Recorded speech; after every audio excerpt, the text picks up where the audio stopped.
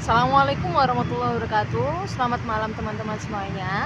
Kali ini di kesempatan kali ini izinkan saya untuk memperkenalkan diri.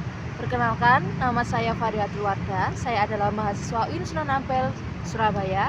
Sekarang masih berkuliah di semester 2 Prodi Tasawuf dan Psikoterapi Fakultas Usuluddin dan Filsafat. Nah, kali ini saya berkesempatan untuk bersama-sama mengajak teman-teman sekalian nih untuk mengetahui ya gimana sih kesehatan mental dari tiap orang. Pastinya kesehatan mental dari tiap orang itu berbeda-beda. Ada yang baik, ada yang sebaliknya, atau bahkan ada yang setengah-setengahnya. Pun manusia juga terkenal dengan sifatnya yang banyak sekali ya. Ada yang terkenal ekstrovert, ada yang terkenal introvert, atau di tengah-tengahnya seperti ambivert. Nah, tapi di kesempatan kali ini kita akan bersama-sama untuk mengetahui atau mengenal lebih dalam mengenai bagaimana sih kesehatan mental dari seseorang tersebut. Nah, kali ini kita berkesempatan untuk mengetahui kesehatan mental itu melalui dari cerita-ceritanya teman saya. Silakan untuk memperkenalkan diri, lalu nanti Anda bisa menceritakan tentang pengalaman Anda atau menceritakan tentang apapun itu yang ingin Anda ceritakan. Saya yakin untuk menjadi sosok Anda yang saat ini pastinya akan ada banyak sekali pilar-pilar yang ikut untuk ikut untuk membangun atau menjadi fondasi yang menjadikan Anda saat ini. Silakan, waktunya untuk Anda bersinar. Assalamualaikum warahmatullahi wabarakatuh. Perkenalkan, nama saya Lilis Dianggreni, bisa dipanggil Lilis. Saya merupakan teman SD dari Mbak Wardah ini, yang dimana beliau meminta saya untuk menceritakan pengalaman ataupun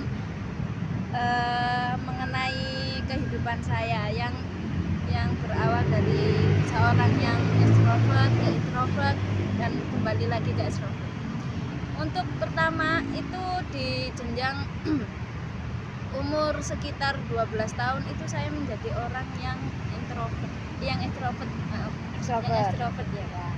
Jadi saya di umur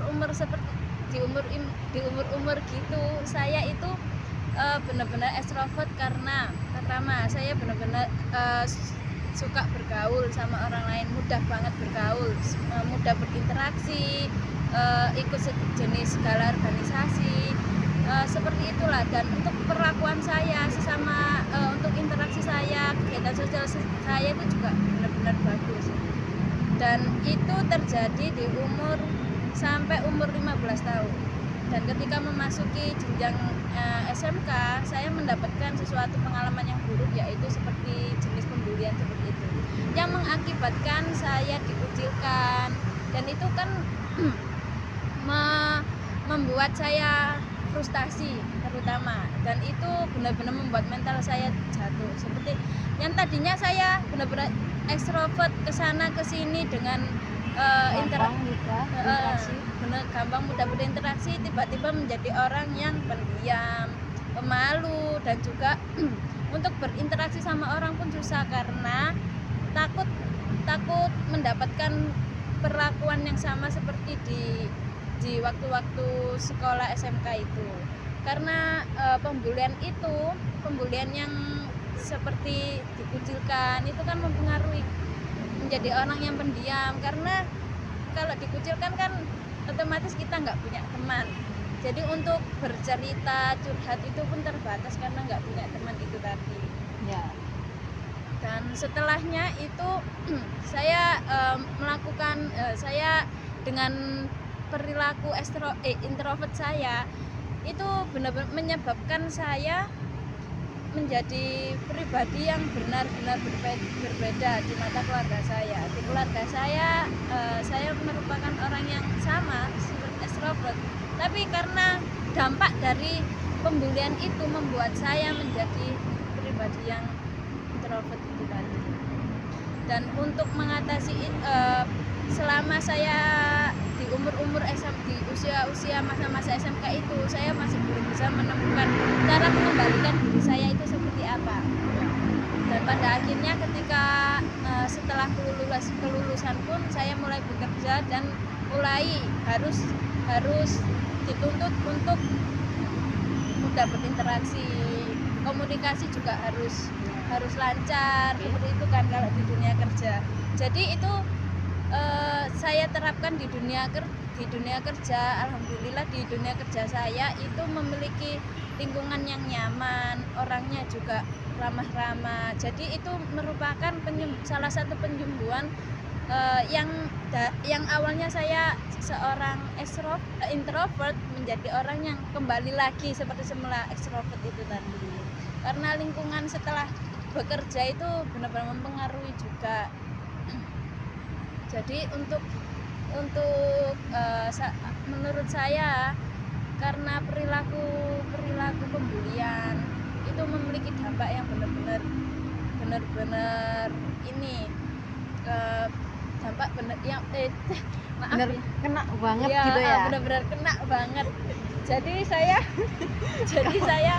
benar-benar, jadi saya itu kayak kena pembulian seperti itu kan bisa membuat orang itu mentalnya jadi down, terus perubahan sifatnya juga benar-benar kelihatan kan.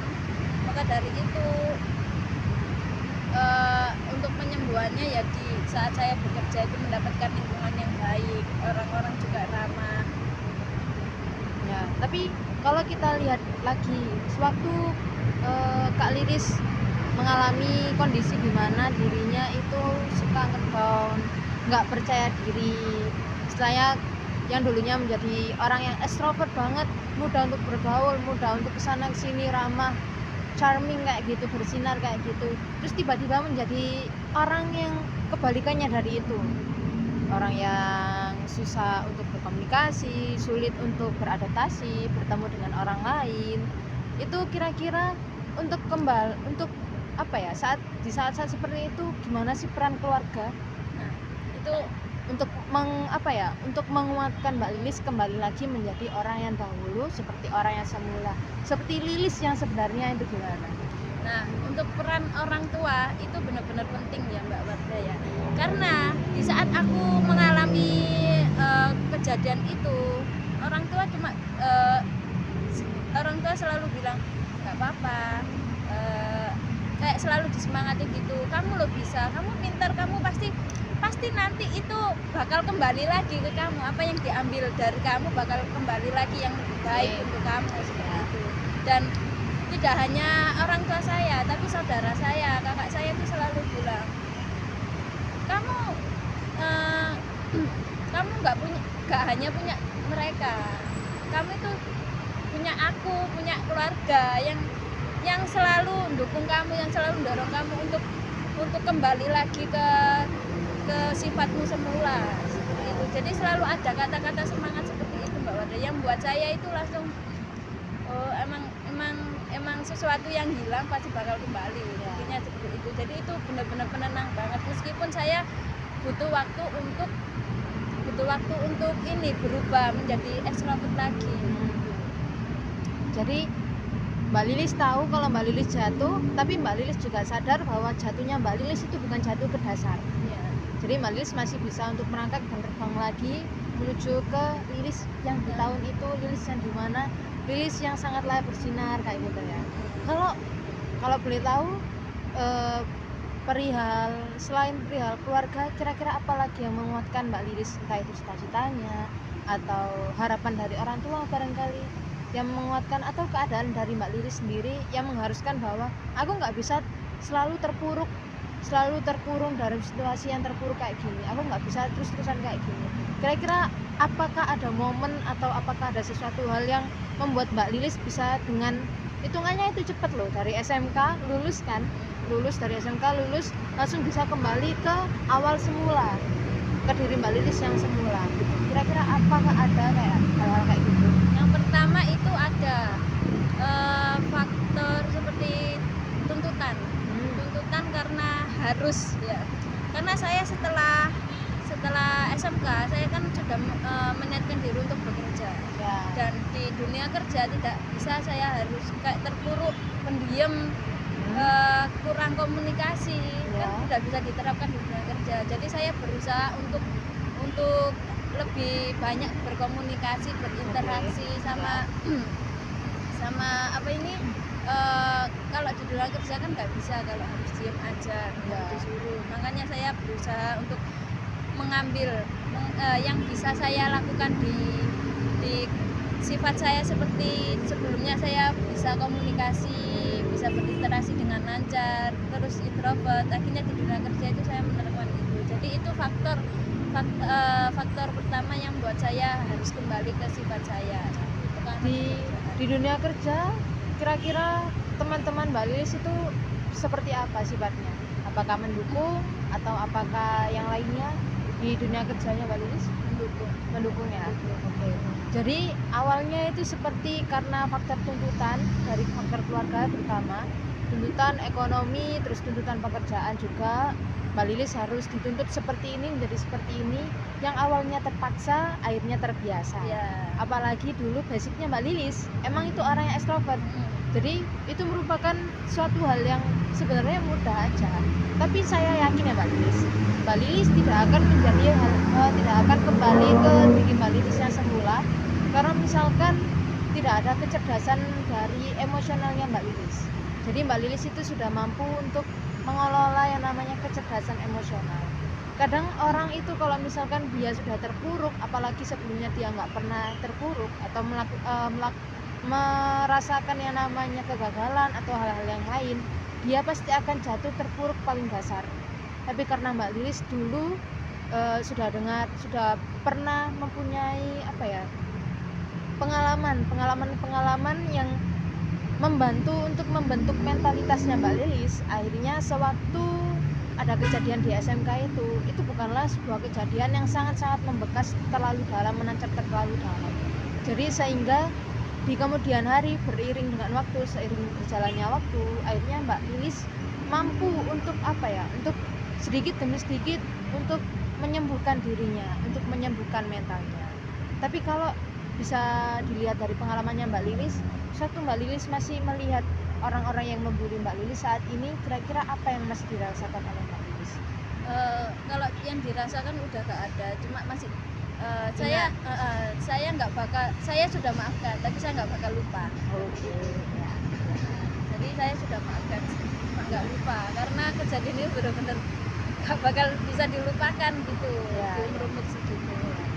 Mbak Lilis sudah memaafkan, tapi tidak akan lupa. Yang penting Mbak Lilis sudah memaafkan. Perihal lupa atau nggak lupanya itu urusan memori belakangan kita. Ya. Saya pernah mendengar orang yang membenci itu orang yang merugi. Jangan sampai walaupun Mbak Lilis sudah dijahatin, Mbak Lilis sudah mendapatkan nilai-nilai yang negatif dari perbuatan mereka, lalu Mbak Lilis juga yang merugi. Jangan, biarkan mereka yang merugi. Akan ada suatu hukum yang memberikan mereka pelajaran tersendiri. Terus juga saat ini Mbak Lilis bekerja sebagai tulang punggung keluarga. Ada satu adik yang menjadi tanggung jawab Mbak Lilis sekolahnya. Ada seorang ibu yang setiap harinya kebutuhannya harus dicukupi oleh Mbak Lilis, dan ada keluarga yang setiap harinya menggantungkan hidup kepada Mbak Lilis. Saya ucapkan terima kasih karena sudah berjuang sampai titik ini. Saya ucapkan terima kasih kepada Mbak Lilis karena Mbak Lilis sudah hebat, masih bertahan pada titik ini. Saya ucapkan terima kasih, saya ucapkan selamat karena Mbak Lilis sudah mampu untuk kembali ke masa-masa kejayaannya Mbak Lilis, sudah mampu untuk kembali ke tempat semula di mana Mbak Lilis bersinar, Mbak Lilis bercahaya, ceria, semangat, ramah, dan bersinar seperti matahari yang seperti dulu. Saya bersyukur bertemu Mbak Lilis di masa-masanya yang di masa mekar, tunggal layunya, hingga mekarnya lagi, dan saya harap Mbak Lilis selalu mendapatkan masa-masa mekarnya tersebut. Selalu, walaupun nanti di kemudian hari, barangkali di kemudian hari Mbak Lilis mendapati masa-masa layunya lagi, saya harap Mbak Lilis masih tetap bisa tumbuh dan mekar lagi. Terima kasih Mbak Wan. Untuk semangatnya itu benar-benar kata-kata yang benar-benar membangun ya Mbak ya. Terima kasih. Dan itulah sedikit cerita dari Mbak Lilis. Jadi di mana kesehatan mental seseorang tersebut emang dipengaruhi dari banyak sekali faktor. Satu, keluarga. Dua, faktor eksternal, teman-teman, pergaulan kita. Tiga, ada di faktor ya emang faktor eksternal, seperti contohnya teman-teman dan lingkungan kerja kita. Itu sedikit demi sedikit akan, walaupun tidak mempengaruhi semua, tapi akan sedikit banyaknya mempengaruhi juga mentalitas kita. Nah, dibutuhkannya kecerdasan emosional yang baik untuk menangani segala masalah. Kalau misalkan di masyarakat umum, kita lebih banyak mengedepankan yang namanya IQ, kepintaran secara inteligensi, kepintaran secara itu. Padahal sebenarnya kecerdasan emosional itu juga sangatlah penting. Bagaimana cara Mbak Lilis untuk mengelola perasaan marahnya, mengelola perasaan bencinya, mengelola perasaan ketakutannya akan sebuah pembulian tersebut, diolah menjadi sebuah semangat yang baik, diolah menjadi sebuah dorongan untuk menjadi pribadi yang lebih baik. Itu adalah termasuk kecerdasan emosional. Jadi saya ucapkan selamat sekali lagi untuk Mbak Lilis karena mampu untuk melampaui pengalaman-pengalaman yang indah tersebut ya Mbak Lilis ya. Terima kasih. Saya ucapkan terima kasih lagi untuk kesempatan kali ini. Terima kasih karena mau untuk memberikan ceritanya dan memberikan pengalamannya ke dalam sebuah video singkat ini. Dan saya ucapkan wassalamualaikum warahmatullahi wabarakatuh. Sampai jumpa di video selanjutnya. Sudah di Bapak Tani ya?